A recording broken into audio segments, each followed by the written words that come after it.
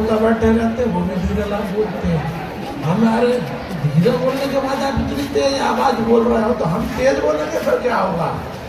बोलो भारत माता की, भारत माता की। मंच पर विराजमान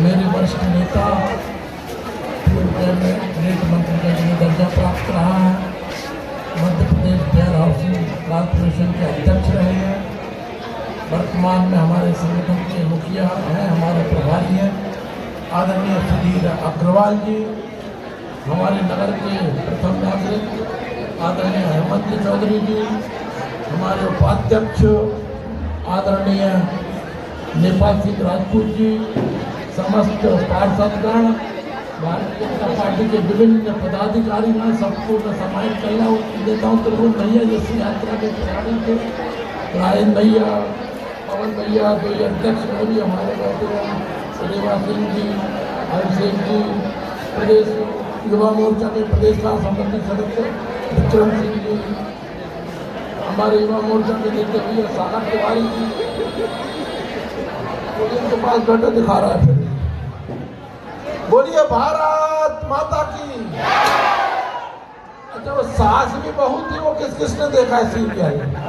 सास भी कभी बहू थी, तो मंत्री जी भी कभी विद्यार्थी थे, मंत्री जी भी कभी स्टूडेंट थे, हम भी ऐसे स्टूडेंट थे, हम भी एनसीसी में रहे, हम भी बैंड में शामिल रहे, हम भी तिरंगा लेके आज जैसी रैलियों में जाया करते थे। और देखो धीरे धीरे चलते चलते आहिस्ता आहिस्ता हम एनसीसी में सार्जेंट रहे हैं और एनसीपीएल भी रहे। पहले एनसीपीएल बने थे, बाद में सार्जेंट बने थे।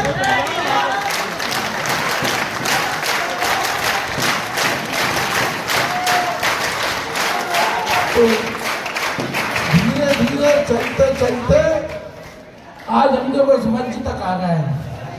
अब मंच पे तो बहुत सारे लोग हैं, लेकिन मंच पे भी हम इन सब सारों के साथ में जैसे ही थे पहले, लेकिन जैसे में भी निकल तो मध्य प्रदेश शासन मंत्री बन गए। ठीक है ना, इनमें भविष्य में इनमें से भी बनेंगे लोग। और 2047 में जो नरेंद्र मोदी जी का सपना है कि भारत को विकसित भारत बनाना है, तो आप सब में से ही कोई लाल किले की प्राची से देश को संबोधित करेगा, आप मेरा देश का भविष्य हो। अरे प्रधानमंत्री आपको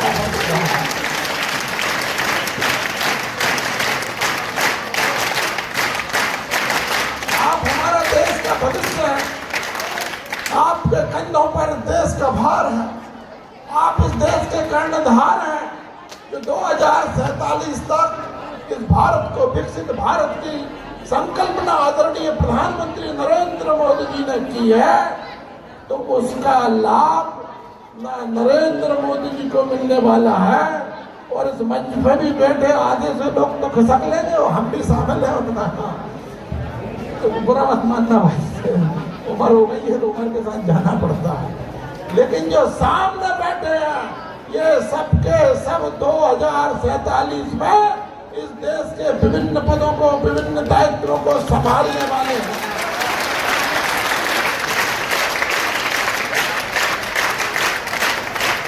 आपके भविष्य के लिए, आपके उज्जवल भविष्य के लिए, देश का भविष्य उज्जवल हो, इसकी चिंता हमारे यशस्वी प्रधानमंत्री नरेंद्र मोदी जी कर रहे हैं, हमारे लोकप्रिय मुख्यमंत्री आदरणीय डॉक्टर मोहन यादव जी कर रहे हैं।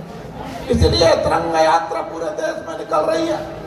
नरेंद्र मोदी जी के प्रधानमंत्री बनने से पहले इसी देश में नारे लगाए जाते थे, 370 धारा को हटाओगे तो तिरंगा झंडा उठाने वाला नहीं बचेगा। लेकिन बच्चों, मुझे तुम्हें बताते हुए प्रसन्नता है कि उसी जम्मू कश्मीर में मैं देख के आया हूँ कि चप्पे चप्पे पर तिरंगा झंडा फहरा रहा है, चप्पे चप्पे पर तिरंगा झंडा फहरा रहा है।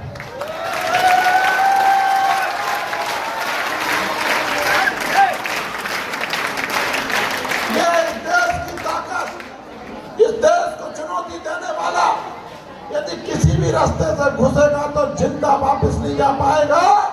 ये है नरेंद्र मोदी जी की सरकार, ये है नरेंद्र मोदी जी की सरकार।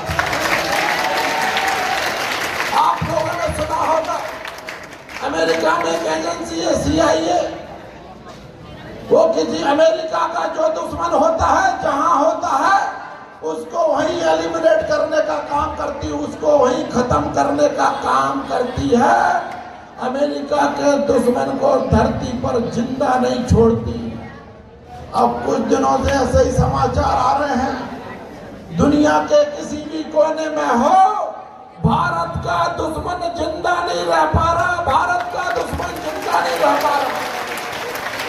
जो भारत में आतंकवाद फैलाने की कोशिश करते हैं, जो भारत की जनता जनार्दन के खिलाफ षड्यंत्र करते हैं, वो विगत कुछ दिनों से, विगत कुछ वर्षों से अज्ञात लोगों के द्वारा मारे जा रहे हैं। पता नहीं वो कौन अज्ञात लोग हैं। पाकिस्तान में कई आतंकवादी मारे गए, अमेरिका ने तो एक जांच बिठा रखी है। ये काम यदि हुआ है तो नरेंद्र मोदी जी की सरकार आने के बाद हुआ है, नरेंद्र मोदी जी की सरकार आने के बाद हुआ है। मेरे देश के कर्णधारों, केवल आपसे यह निवेदन करना चाहता हूं, आज 15 अगस्त की पूर्व संध्या कह लो, अभी तो नहीं है, एक दिन पूर्व केवल आपसे यह निवेदन कर रहा हूं कि आप लोग अपना कर्तव्य जो है उसको प्राथमिकता देना। संविधान में अधिकारों की बात हुई है, लेकिन जब हमारा संविधान बना था उस समय हम आजादी की लड़ाई लड़े थे, उस समय देश में एक देशभक्ति का ज्वार था। इसलिए संविधान बनाने वालों ने यह विचार नहीं किया कि नागरिक कर्तव्य हमारे उसमें शामिल किए जाएं। लेकिन बाद में जिस तरह से अनाचार बढ़ा, भ्रष्टाचार बढ़ा, कर्तव्यों के प्रति विमुखता बढ़ी, केवल अधिकारों की मांग हुई, कर्तव्यों की बात करना छोड़ दी, उसके बाद भी संविधान में कर्तव्यों को शामिल किया गया है। लेकिन मैं आपसे आग्रह करना चाहता हूं, निवेदन करना चाहता हूं कि आप लोग अधिकारों की बात बाद में करना, पहले कर्तव्यों की बात करना, पहले कर्तव्यों की बात करना। अधिकार अपने आप मिलेंगे। मैं ये जीवन की सच्चाई सिखा रहा हूं आपको, केवल संविधान की बात नहीं कर रहा, केवल देश की बात नहीं कर रहा, आपके जीवन के लिए भी सिखा रहा हूं। अपने कर्तव्यों का पालन करेंगे तो आपके परिवार के अंदर भी आपके अधिकारों में बढ़ोतरी होते जाएगी और आपके कर्तव्यों में बढ़ोतरी होते होते एक दिन शासन भी आपके हाथों में होगा। ये कर्तव्य पालन करने का भाव मन में होना चाहिए। भगवत गीता हमें सिखाती है, कर्मण्येवाधिकारस्ते मा फलेषु कदाचन। कर्तव्य करो, हमारा अधिकार केवल कर्तव्य करने में, फल की चिंता करने में नहीं है। ये नियम केवल भगवत गीता में, केवल अध्यात्म के लिए, केवल धर्म के लिए, केवल सामाजिक जीवन के लिए नहीं है, देश के जीवन के लिए भी, संविधान के जीवन के लिए। इसलिए पहले कर्तव्यों का पालन करो, और कर्तव्य तो हमारे नरेंद्र मोदी जी से उत्तम कोई सिखा नहीं सकता। यदि वे स्वच्छता की बात करते तो सब बच्चों ने देखा होगा, जब वे पुस्तक का विमोचन कर रहे थे, उसके कचरे से निकली चीज को अपनी जेब में रख ली, अपनी जैकेट की जेब में रख ली, गंदगी ना फैले इसकी चिंता की। इस तरह के कर्तव्य जो अपने जीवन से सिखाते हैं, अपने आचरण से सिखाते हैं, ऐसे यशस्वी प्रधानमंत्री नरेंद्र मोदी जी, ऐसे लोकप्रिय मुख्यमंत्री आदरणीय मोहन यादव जी की ओर से भी आप सबको स्वतंत्रता दिवस की बहुत बहुत बधाई देता हूँ। पूरा देश तिरंगा में है, पूरा देश तिरंगा के सानिध्य में डूबा हुआ है, घर घर पे तिरंगा लगा हुआ है। ये तिरंगा फहराते रहे, भारत माँ की जय होते रहे। एक नेता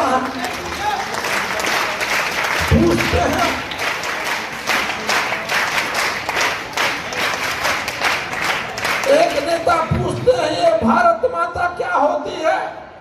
तो बच्चों मैं तुम्हें बताता हूं, ये भारत माता क्या होती है। जब देश की सरहद पर, देश की सीमा पर खड़ा हुआ सैनिक भारत माता की जयकारा का नारा लगाकर अपने प्राणों का उत्सर्ग कर देता, अपने जीवन का सर्वोच्च बलिदान इस भारत माता की इस भूमि की रक्षा के लिए, हम सब लोगों की सुरक्षा के लिए अपने प्राणों की आहुति देता था। ये है भारत माता की जय। जब हम भारत माता की जयकारा का नारा लगाते हैं, उन शहीदों को जरूर मेरे बच्चों याद करना, जिन्होंने देश को स्वतंत्र कराने के लिए फांसी के फंदे पर चढ़े, चाहे भगत सिंह हो, चाहे गोली खाकर मरे चंद्रशेखर आजाद हो, चाहे उधम सिंह हो, चाहे काल कोठरी में पिसते रहे वीर सावरकर हो, उन सबको नमन करते हुए आप सबसे आग्रह करता हूँ, निवेदन करता हूँ, ऐसे वीर सपूतों से कुछ कुछ सीख कर आप भी जीवन में आगे बढ़ो। और जब आप मंच पर कभी भाषण देने आओ तो हमारे कविवर साहू जी जैसे उच्च कोटि के कवि आपके लिए ये भी कहें कि विवेकानंद, अच्छा हुआ समय पर ब्याह हो गया, नहीं तो जो विवेकानंद ही बनाकर छोड़ते।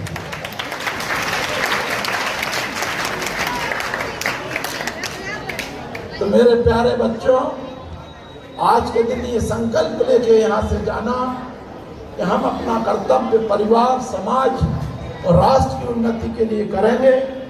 ऐसी प्रार्थना के साथ आप सभी के उज्जवल भविष्य की कामना करते हुए आप सब अपने जीवन में बहुत ऊंचे ऊंचे पदों पर जाएं, जिस भी क्षेत्र में कदम रखें उसमें आपको प्रगति के, उन्नति के द्वार खुलते रहें। ईश्वर से यही प्रार्थना करते हुए आपको बहुत बहुत आशीर्वाद देते हुए धन्यवाद। भारत माता की जय।